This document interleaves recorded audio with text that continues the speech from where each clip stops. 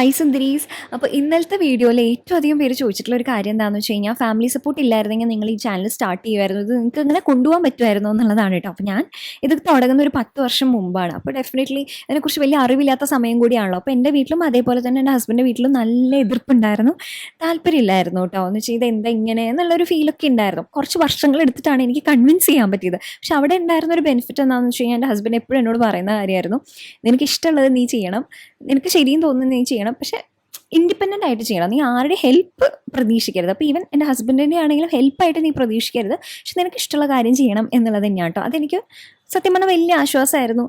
അതിൽ ഞാൻ വളരെ ഗ്രേറ്റ്ഫുള്ളാണ്. ഇന്നലെയും ഞാനത് പറഞ്ഞിട്ടുള്ള കാര്യമാണ്. പക്ഷെ ഞാൻ പറയുന്നത് എന്താണെന്ന് വെച്ച് കഴിഞ്ഞാൽ, ഹസ്ബൻഡ്സ് ചെയ്യുന്ന ബെയർ മിനിമത്തിന്, അതായത് നമ്മൾ ചെയ്യുന്ന അതേ സപ്പോർട്ട് തന്നെയാണ് ഹസ്ബൻഡ് നമുക്ക് തിരിച്ച് ചെയ്യുന്നത്. പക്ഷെ ആണ് ചെയ്യുന്നതുകൊണ്ട് അതിനെ നമ്മൾ ഗ്ലോറിഫൈ ചെയ്യരുതെന്നേ ഞാൻ പറഞ്ഞുള്ളൂ കേട്ടോ. അത് നോർമലൈസ് ചെയ്താൽ അത് അറ്റ്ലീസ്റ്റ് വരുന്ന ജനറേഷനെങ്കിലും അത് നല്ലതായിരിക്കില്ലേ.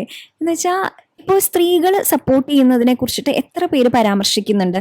ഇല്ലല്ലോ. പക്ഷെ ഒരു ആണ് സപ്പോർട്ട് ചെയ്യുന്നതിനെ കുറിച്ചിട്ട് എത്ര പേരാണ് പുകഴ്ത്തി പറയുന്നത്. അപ്പം നമുക്കിതൊരു നോർമൽ ആയിട്ടുള്ള ഒരു കാര്യമായിട്ട് കൊണ്ടുവരണം. ഇതൊക്കെ ഒരു ഹ്യൂമൺ ആയിട്ടുള്ള ഒരു കാര്യമാണ് അല്ലേ.